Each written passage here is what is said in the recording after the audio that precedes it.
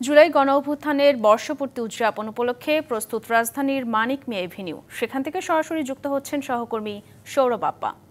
সৌরভ আপ্পা, আপনি জানাবেন রাজধানীর মানিক মিয়া এভিনিউতে এই মুহূর্তে কি প্রস্তুতি দেখছেন?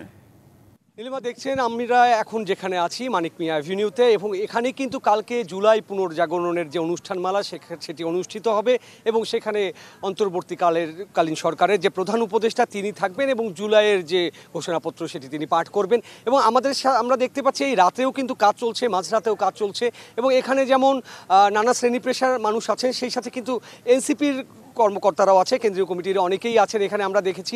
তেমন কিছু মানুষের সাথে আমরা কথা বলতে চাচ্ছি যারা কালকের আয়োজনের বিভিন্ন বিস্তারিত বিষয়গুলো আমাদের জানাবেন। যে আপনি তো এখানে আছেন এবং এই কাজের অংশ হিসেবেই আছেন, এবং কালকে আসলে কি ধরনের প্রস্তুতি নিচ্ছেন আপনারা, কি আয়োজন হবে কালকের এই অনুষ্ঠানে? আগামীকালকের অনুষ্ঠানে আপনারা দেখেছেন যে ইতিমধ্যে আমাদের অন্তর্বর্তীকালীন সরকারের উপদেষ্টা আসিফ মাহমুদ সজীব ভুইয়া তিনি তার ফেসবুক ভেরিফাই পেজে তিনি অলরেডি লিখে দিয়েছেন আমাদের 8টি রোড থেকে ফ্রি সার্ভিস ট্রেন আসতেছে।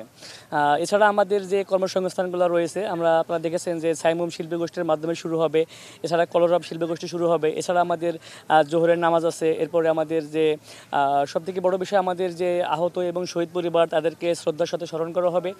এছাড়া আমাদের 2:25 আমাদের ফ্যাসিস্ট শেখ হাসিনা আওয়ামী ফ্যাসিস্ট দোসর সে যে পলায়ন করেছিল যেভাবে সেটা আমরা অলরেডি জনগণের সামনে শো করব।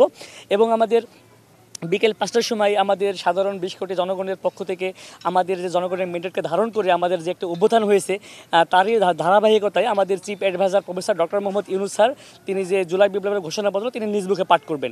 এবং আমাদের শহীদ মিনারে এবং আমাদের সন্ধ্যা 7:30টার দিকে আমাদের সেখানে ড্রামা ড্রোন শো হবে। সব মিলে আমাদের ঈদের আমেজ, ঈদ মুখর পরিবেশের মতো আমাদের একটি অবস্থা।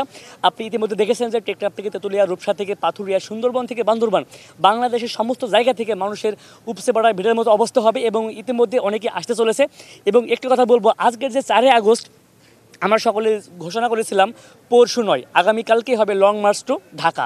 ঠিক বাংলাদেশের প্রত্যেকটা অঞ্চল থেকে মানুষ যেভাবে এসেছিল ছাত্র জনতার অভ্যুত্থানের আন্দোলনের ভিতরে তীব্র প্রতাপে আওয়ামী ফ্যাসিস্ট শেখ হাসিনা মাফিয়ার ডাইনি বাংলাদেশ ছেড়ে সে বাধ্য হয়েছে।